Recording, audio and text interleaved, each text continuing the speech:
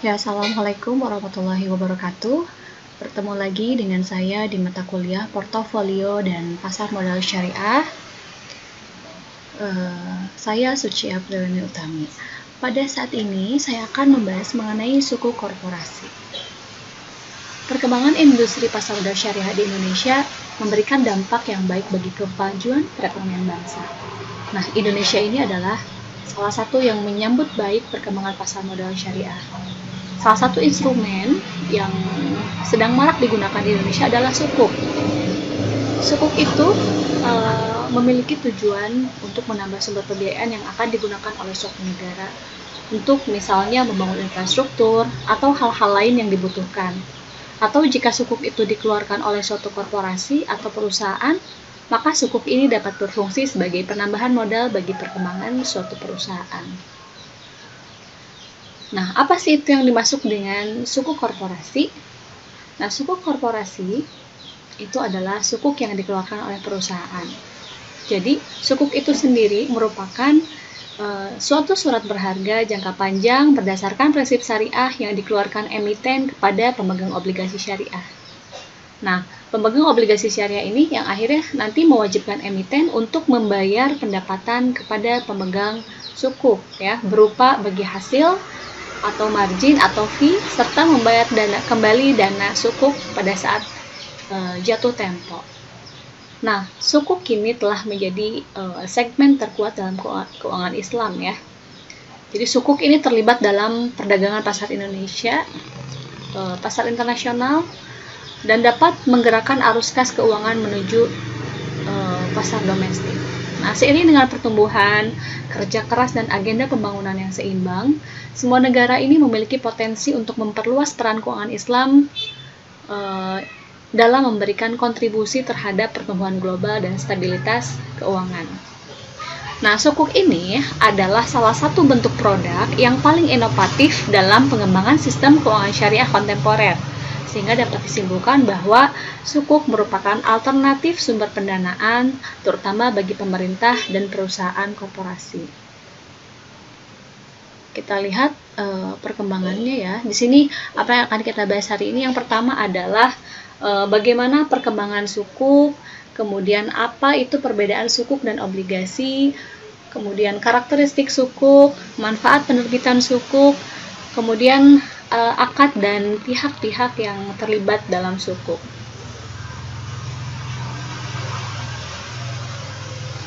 Nah, kita lihat perkembangan sukuk korporasi. Di sini jumlah outstanding sukuk ini dalam 5 tahun terakhir, penerbitan sukuk korporasi terus meningkat. Jadi kalau kita lihat nih, hingga akhir 2019, total sukuk korporasi yang sudah diterbitkan di Indonesia itu sebanyak 232 seri ya, dengan nilai nominal sebesar 48,24 triliun. Sampai dengan akhir tahun 2019, terdapat 46 emiten yang telah menerbitkan sukuk korporasi. Jadi bisa dilihat di sini ya, dari tahun 2015 sampai dengan tahun 2019, sukuk terus mengalami perkembangan. Nah, kemudian kita lihat di sini nilai market share sukuk korporasi ya. Di sini nilai market share-nya itu adalah sukuk itu 6,53%. Sedangkan kalau dilihat obligasi itu 93,47%.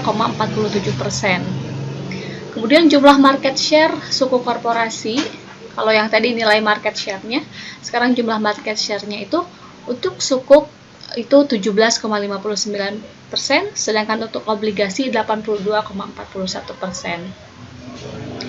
Nah, selama tahun 2019 itu terdapat penerbitan 57 suku korporasi dengan total nilai penerbitan sebesar 12,12 triliun. Nah, sementara itu, pada periode yang sama terdapat seri suku korporasi yang jatuh tempo dengan total nilai 3,59 triliun rupiah. Sehingga di akhir Desember 2019, jumlah sukuk korporasi outstanding mencapai 143 sukuk dengan proporsi jumlah sukuk mencapai 17,59% dari 813 total jumlah sukuk, dan obligasi korporasi yang beredar dari sisi nominal nilai sukuk korporasi outstanding mencapai 29,83 triliun. Dengan proporsi nilai sukuknya mencapai 6,53% dari total nilai sukuk. Dan obligasi korporasi outstanding sebesar 457,2 triliun. Nah, jika dibandingkan dengan akhir tahun 2018, di mana nilai nominal sukuk outstanding itu 21,30 triliun, maka terjadi peningkatan sebesar 40,05%. Nah, di sini ada perkembangan suku korporasi ya. Kalau dilihat dari proporsi nilai outstanding berdasarkan jenis akad, nah, yang paling besar itu adalah jenis akad ijaroh atau 55,71%. Kemudian mudorobah itu 39,43%. Dan untuk akad wakalah 4,86%. Nah, kalau dilihat dari jumlah seri berdasarkan jenis akadnya, itu ijaroh itu 67,13%, kemudian mudorobah itu 39,43%, dan wakalah 4,20%. Nah, hingga tahun 2019, akad yang digunakan dalam penerbitan suku korporasi ada 3, yaitu akad ijaroh, mudorobah, dan wakalah.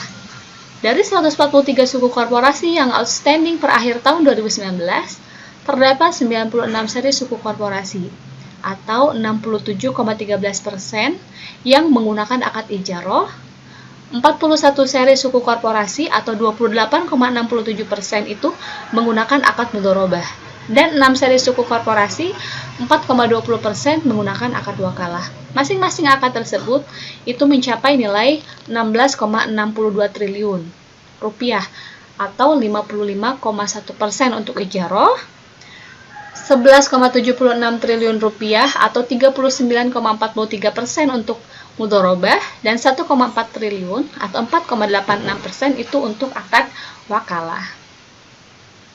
Nah, di sini dilihat perkembangan suku korporasi. Jadi, volume suku korporasi di sini dari tahun 2017 sampai 2019 itu mengalami peningkatan ya. Jadi kalau dilihat itu ada 15.742 miliar ya. 15,742 miliar, maaf. Kemudian di tahun 2019 itu 39,85 miliar ya.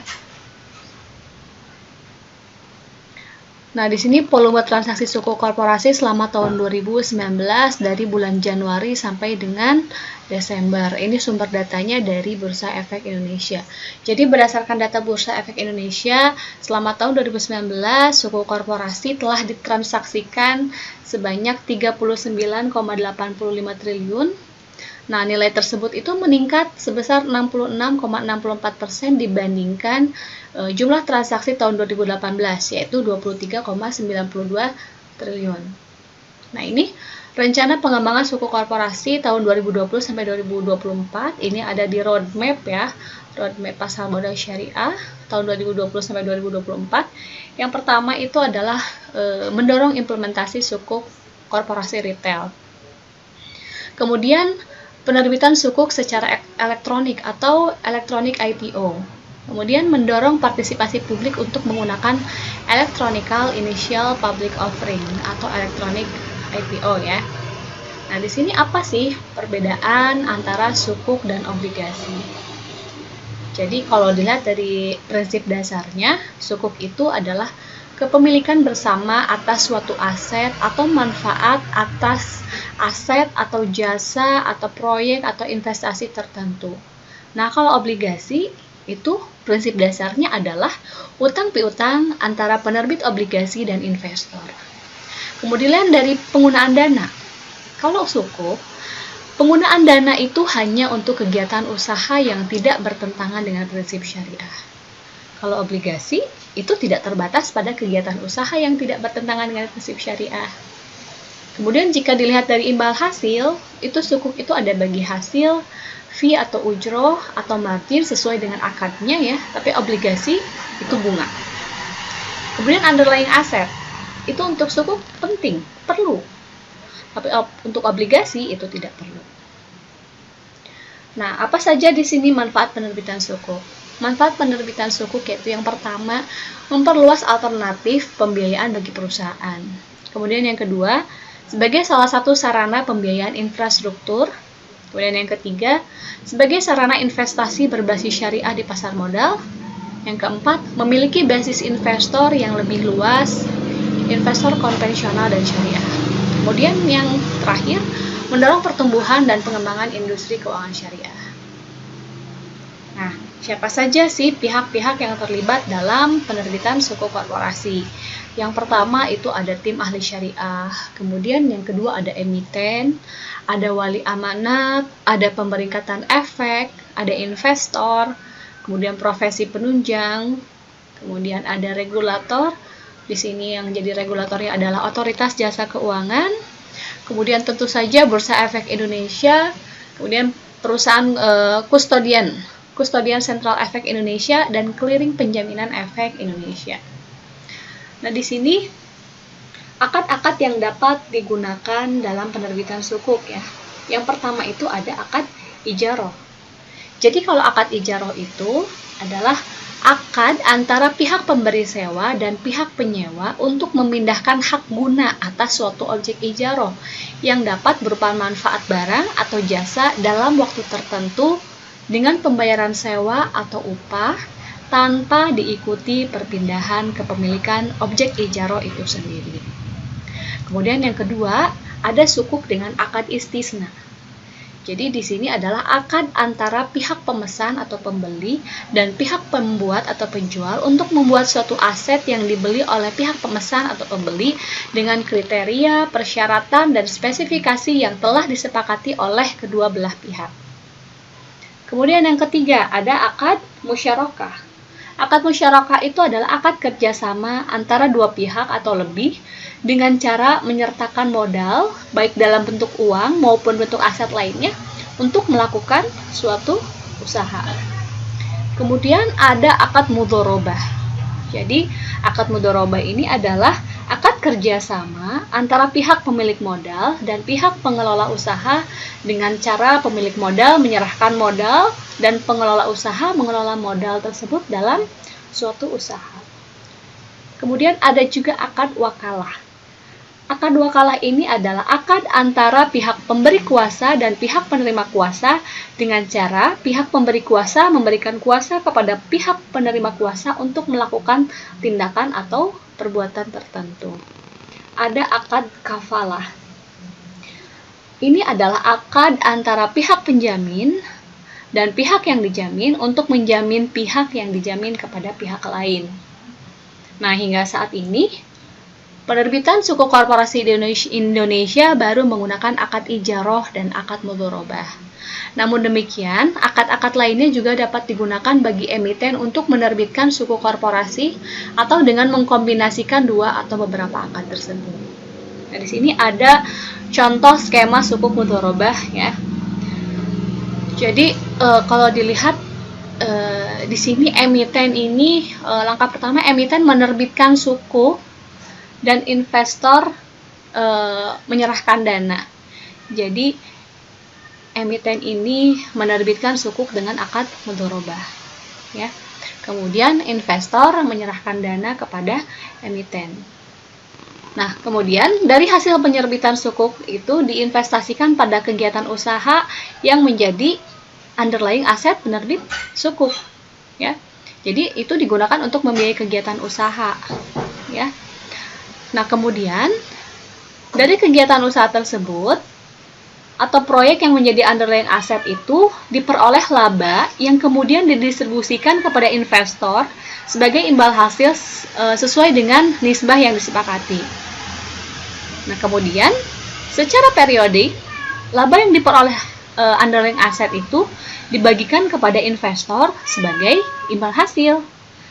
Nah, terakhir, pada saat jatuh tempo, emiten akan mengembalikan dana kepada investor sebesar nilai sukuk pada saat penerbitan.